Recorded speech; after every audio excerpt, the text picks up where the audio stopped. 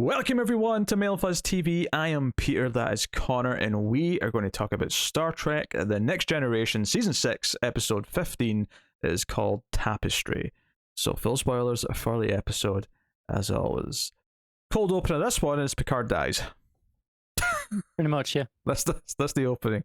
Picard's been shot with a laser blast, thingamajig, phaser, whatever, and he's on the operating table. And we effectively get a near-death episode where at the end, Picard's not even sure if it was a real experience that Q was doing. Because Q is there. It seems like Q is doing lots of shady shit. But it could also just be like a near-death thing in Picard's head as well. So you've got this kind of ambiguity. Take your pick. Yeah. It does seem on point for Q. And Q's got a good couple of singers. I do like the ambiguity of it in that, yeah, I mean, this is very believable that Q would do all this. But also, could just be, near-death bullshit. Yeah, but also what does that say about how Picard sees Q? If, like, in his near-death experience, he sees Q as being this, because I did laugh, actually, because when he wakes up in the bright white, infinite, and Q's standing there in the white robe, and Q starts talking like he's, welcoming to the afterlife, and Picard says, "You're not God," and he's like, "Blasphemy." That really made me laugh. Yeah. But yeah, so it sets up that Picard died in this incident because his artificial heart gave out. And it leads to the story of, okay, why did you have an artificial heart? And it's because he got into a fight with some aliens when he was in his cadet days and got stabbed through the heart, which is why it needed to be replaced. So, Very lucky that they could just replace it with an artificial one, isn't it? Starfleet medicine, it's definitely got some one-ups on our modern medicine, I'll say that. I bet it's universal healthcare as well. Given that the currency is universal. Like... Yeah, I'd be very concerned if it wasn't. It'd be very... I'm just saying. It's kind of weird that the utopia looks like that, isn't it? So anyway, you have this kind of... It's kind of like a time travel, or maybe you could call it kind of It's a Wonderful Lifestyle kind of thing. Where Picard goes back to his body. Now we see, Patrick Stewart. He sees himself, but all the other characters just see a younger version of Picard, which it's fine. It means we get to keep our actor. We see for one scene just to establish. Yeah, just to give us a sense of what he actually looks like at the time. But this is about him experiencing this, and we see his two friends. He's got like sort of a triangle friendship with a guy I'm going to call Connor because he's ginger. That wasn't his name. But that's what I'm going with. That's not confusing at all, but go on. Yes, and a girl who clearly has feelings for him, but it never materialized into anything because he was too much of a playboy in his college days, which is interesting for Picard because we never really see him like that. We see this stern, by the book, kind of heartwarming where he needs to be, but certainly professional. Yeah, very professional. So we get to experience the build up to this, stabbing incident, and I think it was interesting that Q, in one way, it kind of felt like a writer saying to the audience, "Look, don't care about the fact that the butterfly effect technically should happen." Yeah. Q's like, "Don't worry, I got it all covered." He's like, "Look, I promise you, the only thing that will change is you and your life. It will not destroy the Federation. It will not blow up a galaxy. It's fine, right? It'll just be you." And even if this is all really happening in the sense that Q's doing all this, I can read this as Q's just mangling it constantly to make sure it doesn't affect anything. if you want to read it that way. I know, there's definitely been stories I've read. I can't think of a specific one now of what they were in, but I know I've read books in the past where it's had like the concept of time travel and kind of how it's kind of pointless to change anything that's not your own personal thing. And the examples like, well, what if I go back and, kill baby Hitler? I'll be like, someone else will just grow up to be Hitler. They'll do the same things, it'll just be a different name. So I kind of get the impression that all the things that Picard would have done, all the big, galaxy-saving events that he's done, they all still happen, just someone else did them. Yeah. I think for the point of the episode, it's not really that important, and it's just kind of a quick way to get past it. I do like, Q leaning in saying, "Face it, Picard, you're just not that important. It won't affect anything." I don't think that's true, but I think it works as a kind of dig at him. It's fine for this, yeah. In the moment, but so yeah, we see what he's like with these two friends. We see what he's like with women. There's kind of a running joke in this episode that he starts with getting slapped. That's the first thing that happens when he goes back, and then when he goes to see his second date, she throws water in his face. He seems to have lost his charm since his college days. Yeah, I think part of that, like the first one's just a case of, no, he probably should have been slapped in the younger one probably should have been slapped anyway. Oh yeah, because he set up a second date. Yeah. So. Yeah, and then the second one, he's like, yeah, I probably shouldn't have set up this other day. I feel bad now. I'm not going to follow through on this, so that he gets slapped for that. Yeah. Or the drink thrown in.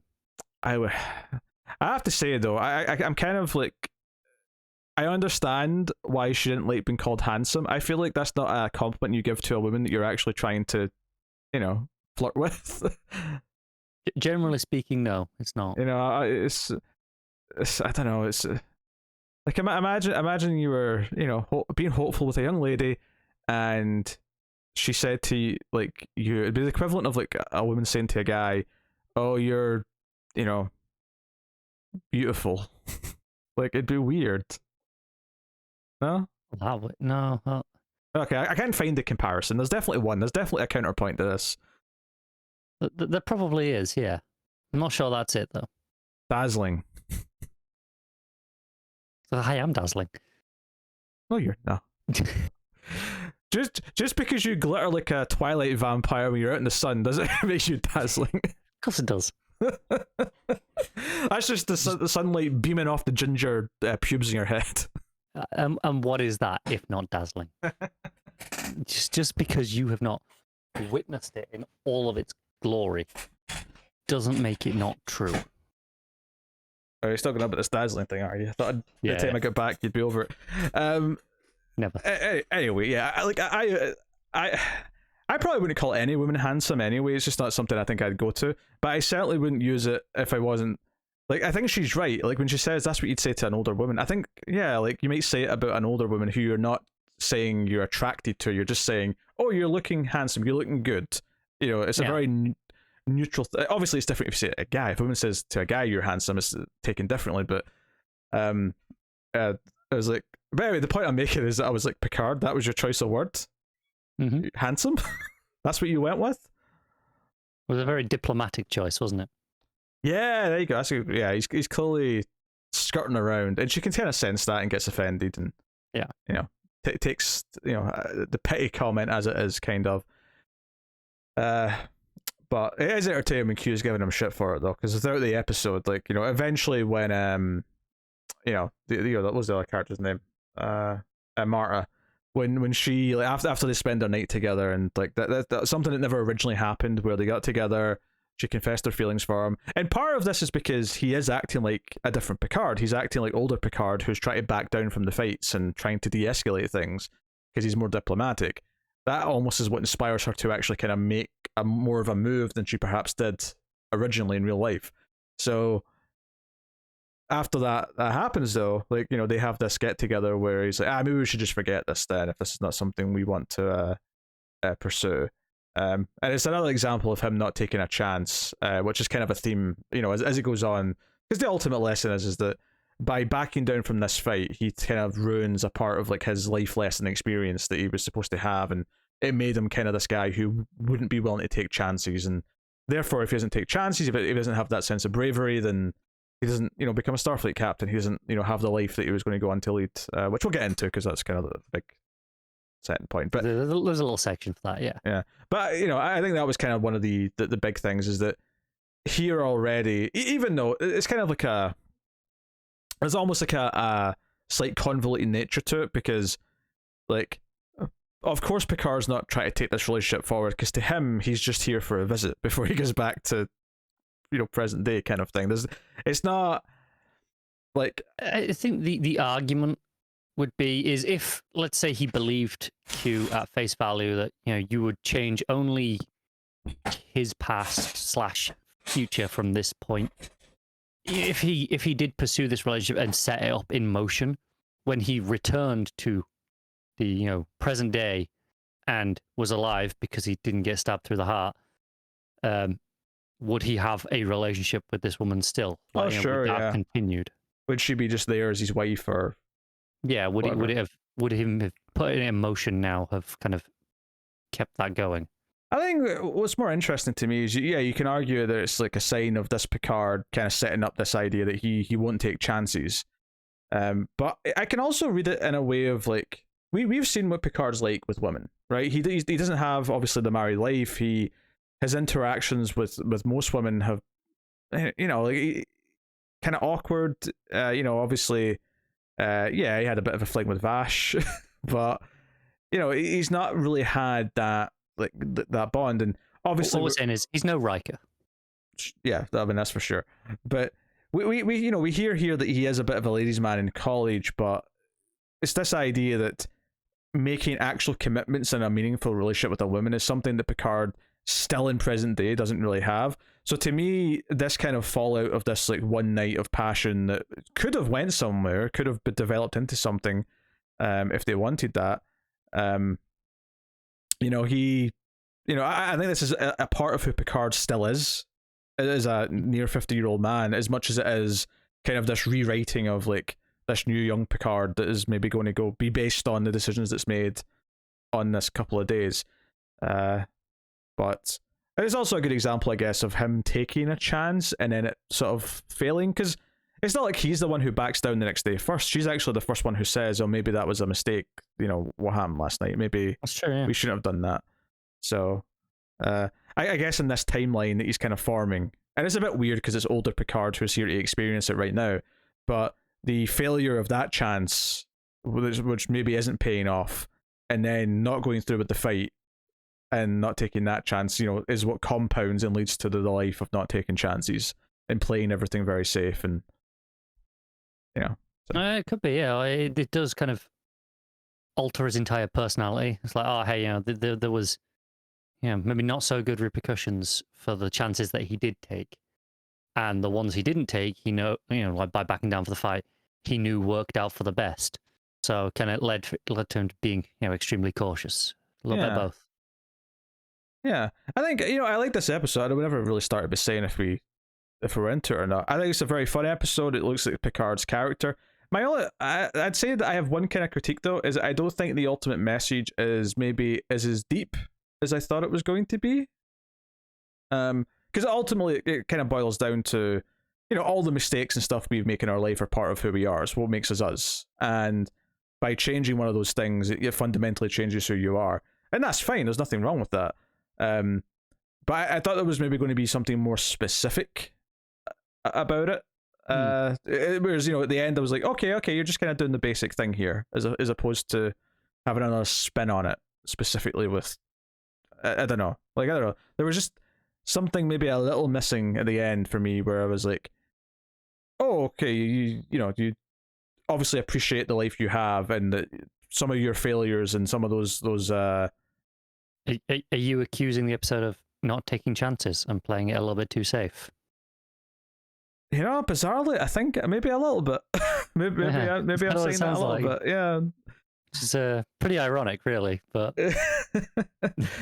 it was just, because it gets to the end and Picard is saying to Q, no, send me back. I don't want to live this life. I'd rather die as the man I was than live the life that I've glimpsed from this new timeline. And it's like, okay, that's all fine and well, but it was maybe missing. It was maybe missing. And I guess it's kind of there at the end with Riker, where he's willing to open up about these times that he used to regret talking about. Maybe he's willing to accept that part of his life now. So maybe it's kind of there. Do you know what I think he's missing?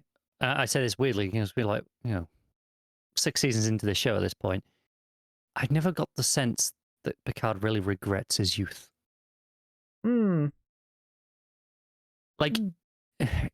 We know he's obviously, he's never claimed to be perfect. He's never been claimed to be proud of every single decision. But I've never got the feeling that he dwells on those mistakes in his past. Do you know what's funny is I think this episode's better overall than this episode I'm about to bring up, because I think this one's more entertaining and has the fun Q stuff, and some of the scenes are entertaining and whatnot. And I do like seeing the alternate Picard future where he's not a captain. We'll talk about that in a minute. But remember the episode, maybe a couple of seasons ago now, where I think it was like a Wesley focused thing, but we were back at the academy and there was like the gardener dude that Picard like spoke to a couple times, and it brought up this history where Picard did something wrong and got punished for it. I feel like that did a better job of like giving us this like, you know, time in his youth where he did something wrong and learned from it. I feel like I got a little bit more out of that story for that particular purpose than maybe this does for the same general idea. Yeah, that's pretty fair. Because that kind of worked along the lines of, hey, you know, we all make stupid mistakes, you know, and hey, Wesley, you're making one right now, but that's okay as long as you learn from it. Was kind of the point of that in the end.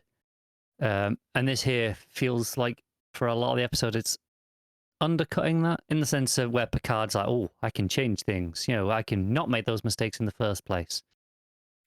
Yeah, well, to be fair, the lesson is that he shouldn't be changing it. That he has to, you know, he should be proud and accept that every part of like who he is. That's the ultimate lesson, yes. But you know, byproduct, you know, the lesson being, no, people make mistakes and we have to learn from those.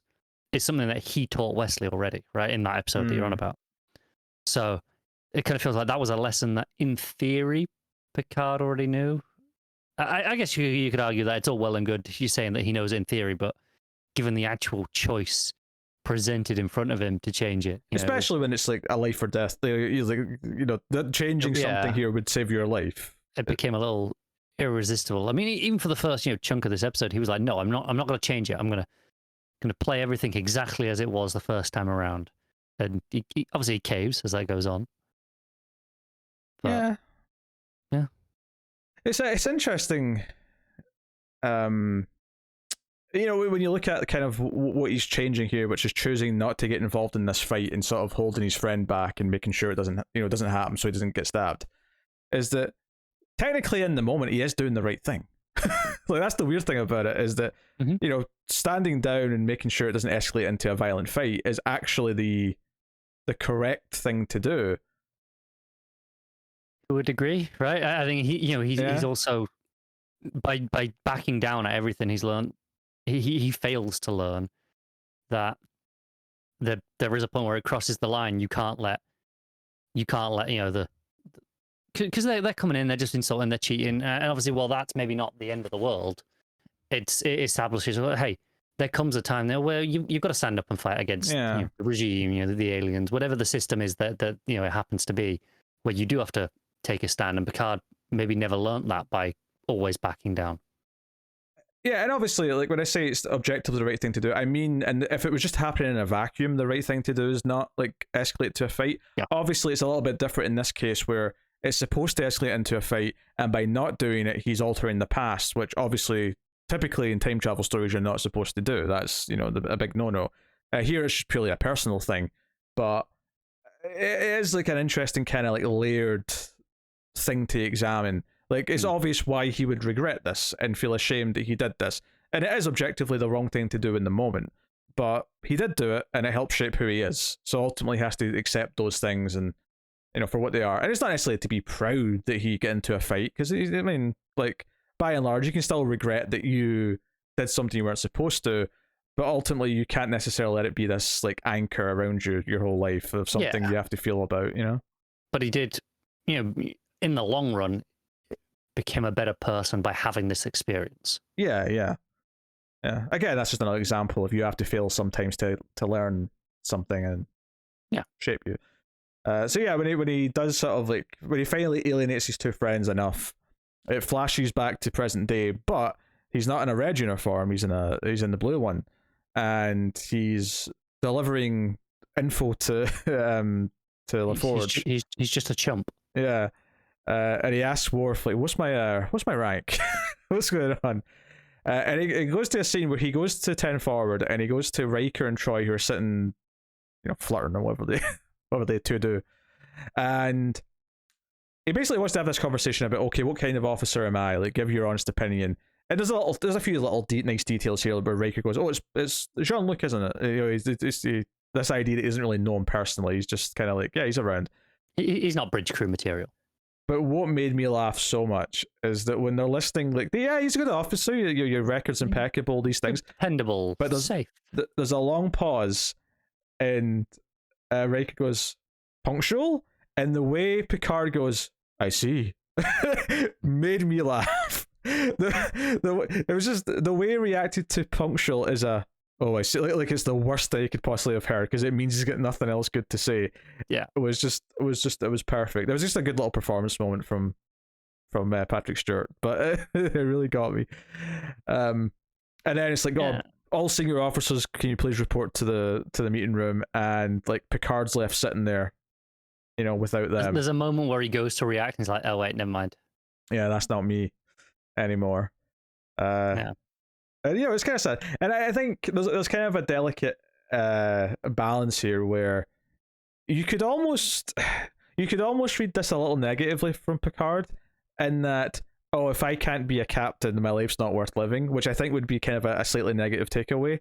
Obviously, I don't think it's that. I think it's this idea that he's a character who is willing to take chances. I think if Picard saw a life where he never became captain, but he was still proud of who he was, it wouldn't, he could make peace with that in some way. Yeah, but it's the fact that he knows he can be better. He can just be a better person, do more for the world than what he is doing now. It's wasted potential. That gets to it. Yeah, I'm just pointing out because I think there was kind of a surface level read of this that you could kind of take a negative view of him from. If you really wanted to be cynical and look down, you could take the read of, he looks down on junior officers because they're just no ones in the background. But that's not the way it's played. It's not the way it's supposed to be read. But if you really wanted to just take it at its absolute most surface level, you could take that, but you shouldn't. Yeah, the thought just occurred to me because we were meant to record this last week and I watched it then and then I watched it again before we came on. So I was my mind got going as I was viewing it the second time to refresh my memory. But like this little glimpse is quite good, and sort of seeing the sadness as like these two characters that we respect on the show basically say, yeah, like you're basically just not material of like anything bigger. And when he specifically says, what about command, they kind of like skirt around it kind of awkwardly, and you kind of feel this sense of sadness. I do think ultimately, I'd rather die as the man I am than sort of be something lesser just to survive a little bit longer. It is a very nice sentiment that I think works for the end of the episode. I do like this point where he's like, all right, Q, that's enough. And then there's just no answer. And there's that fear just long enough where he's like, oh God, is this it? Am I stuck like this? In the turbo lift, yeah. He's just in there for a little bit to stew in the idea that he might be still here. But, he goes back to the fight. He gets into the fight. He gets stabbed. And he smiles as he gets stabbed. And then he starts laughing on the operating table. Turns out Crusher did save him. He's fine.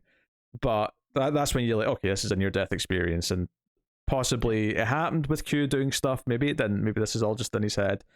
But the end of the episode is him opening up to Riker about the experience, but then also willing to tell stories about other things that, little crazy scenarios he get into in his youth that he's maybe now willing to open up about in a friendly way, as opposed to before where he was so ashamed of like some of these things that he did when he was younger that he would bury them and not bring them up. But he talks about them with a smile on his face now, and it's kind of accepting part of his past. So, there's some nice stuff in there. And I do think the messaging is there, and you can get it fairly well.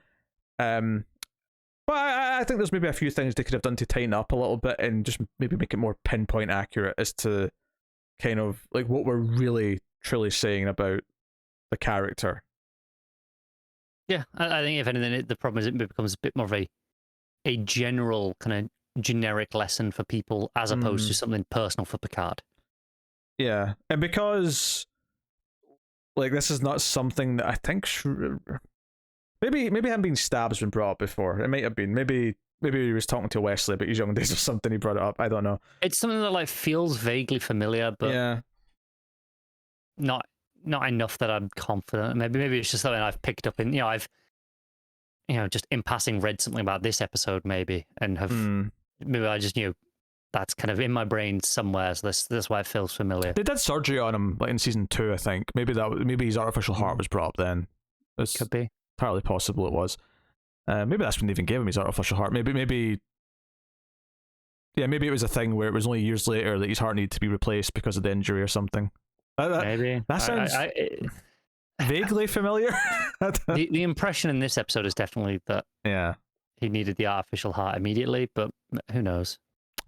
But yeah, so it's a good episode. It's a great episode. It's rated well on IMDb, and I do think it's pretty strong in most ways.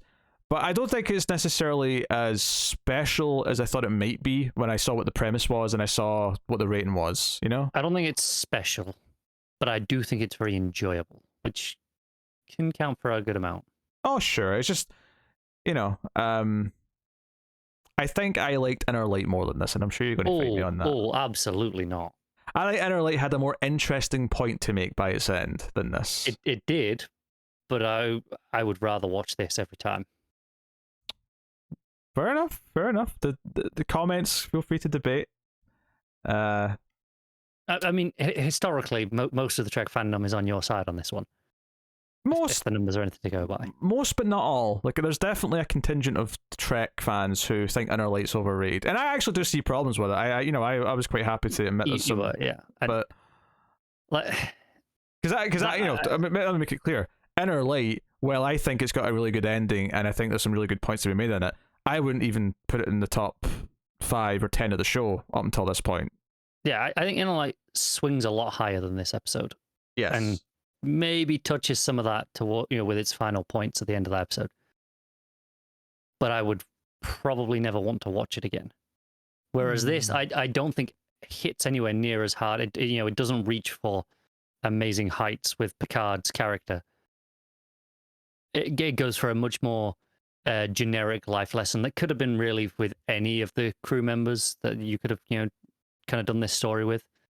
But I enjoyed watching it significantly more.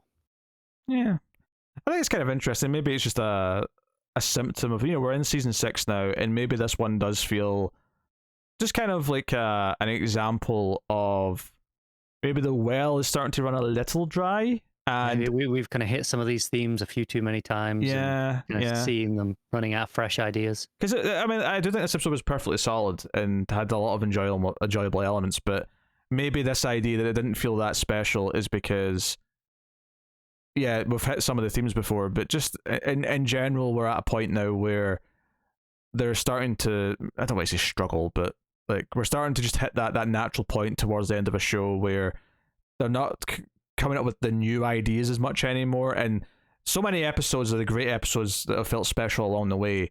They felt special. When we got to the end of the episode, it was like, oh, we just this is why this show is remembered for, and that just feels like a solid episode, and that's fine. There's nothing wrong with that. And I suspect we might have more of that feeling as we go. Like I could see, for example, I don't know what the next time is, but the next time we have a Data episode, I imagine we'll be like, assuming it's reasonably well told, I would not be surprised if we come out of it going, yeah, it was a pretty solid episode, but we've kind of explored kind of everything that we can with Data at this point, seemingly. At least it feels that way. Maybe they'll surprise me and they've got 1 or 2 more tricks up their sleeve, but we'll see. Yeah, for sure. But just fine. I know season 7 is typically looked at as a weaker season, so I expect definitely to feel that a lot in season 7. 6 is just interesting to see maybe this transition rate from excellent, because seasons 3 through 5 were excellent by and large. Obviously there were some moments of greatness in season 2 and stuff like on the build up to it, but it really hit its stride then. And it's just interesting, and it's weird to have this conversation on this episode, which is pretty good still, but I think the fact that this is just pretty good and not something more is kind of more of a sign to me, because there's always going to be weak episodes. We have all of the seasons have had weak episodes, and that's fine. But it's this not being quite on the level that I think I maybe expected it might be is what's made me feel, we're kind of at that tipping point. Maybe it's not this sharp decline into, this is terrible now. No. That's definitely some shows have had in the past. This is more just we're kind of retreading old ground. It's still well written. It's still well acted. All the pieces are there. It's just missing perhaps the spark. Yeah. And it's really interesting that we're hitting this point as the other show has just started, and everything in that is so fresh and exciting. And that's probably, credit to the producers and people behind the scenes, kind of of the franchise, probably kind of recognizing that behind the scenes that hey, we're starting to run slow. We probably don't have that much time left on Next Generation before we lose it. We need to kind of get other things into gear. Yeah, and I don't remember the exact circumstances of choosing, like, how it led to the ending and cancellation, but they certainly knew it was the final season. They knew they were making the finale when they made the finale, so there was choices made, certainly. Yeah. So whether that was just because Patrick Stewart said no, we're done, which would have ended it as well. But regardless of what the choice was, someone did recognize that it was time to say goodbye. So yeah. But hey, that's it. We still have a season and a half left, but which is what I think that's smart as well. It's not this immediate one ended, one out, one in. It was a case of, I think someone like behind the scenes saw the trajectory that it was. Even during that bit of season 5, they'll obviously have been looking ahead at what's coming up. They'll have maybe seen the trajectory of, well, okay, this can't go on forever at this level. Let's start working on, what we're going to do next with the franchise. For what it's worth, for as many bad things I've heard about season 7 as a whole, unanimously the finale is meant to be spectacular and a great send off. So yeah, which is cool. It means we get to have the big nice goodbye at the end, which is always good.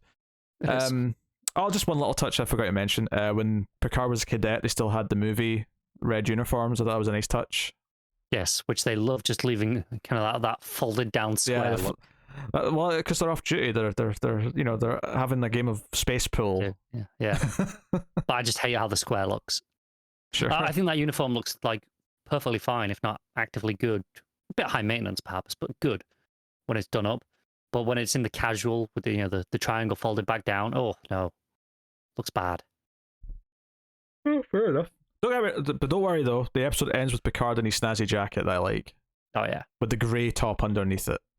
Yeah, where it should be. All right. So next time we'll have a Deep Space Nine episode. Looking forward to checking that out. But next time on Next Generation, we'll be looking at Birthright Part 1. That's right. We got a 2-parter coming up. Yeah. So here's the description on IMDb. Oh. I was caught off guard by the start of this. I know where this is going because we obviously, I watched this episode last week. Yes. I had forgotten that we hadn't recorded.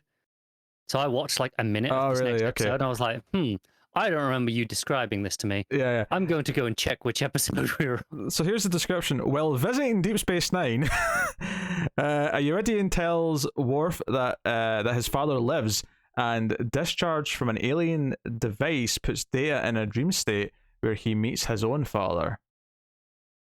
Okay, that sounds very interesting. Yeah. So yeah, we're getting a little bit of Deep Space Nine crossover. Interesting. Cool. I wonder if this will be referenced in any way in Deep Space Nine. I don't imagine. It doesn't sound like a big crossover where plots are intermingling. It just sounds like, we're just visiting Deep Space Nine a little bit. They're there, yeah.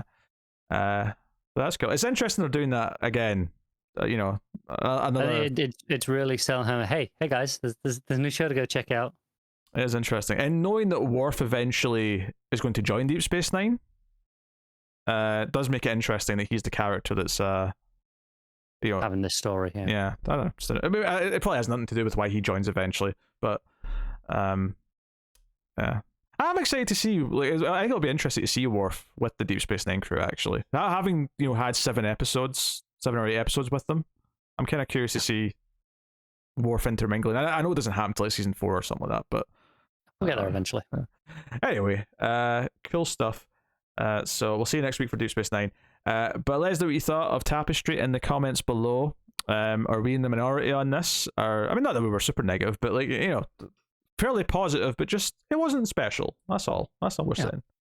So let us know what you think in the comments. Like, subscribe, ding the bell for notifications, all that stuff. Get us on the Twitters at mailed_fuzz for channel updates. If you want to support the show and the content, you can hit the super thanks button below the video, or you go over to patreon.com/mailfuzztv and get some bonuses for your trouble. We've changed how we do the early access a little bit now, whereas instead of just putting them up about a week before they go out publicly, If we were ahead on recordings, then it means patrons are ahead as well. So there's actually, probably quite a good bit ahead on Star Trek then. yeah. I mean, this is the newest one we record. So at the time I'm saying this is the newest one going on Patreon. But by the time this goes up on the public, I imagine Patreon will be at least 2 or 3 episodes ahead of Trek. So yeah. Go have a look see. But that is us. So thank you very much once again for watching or listening. We always appreciate it. Keep watching Star Trek. And somewhere out there, Wesley Crusher is holding an artificial heart and cackling like a little witch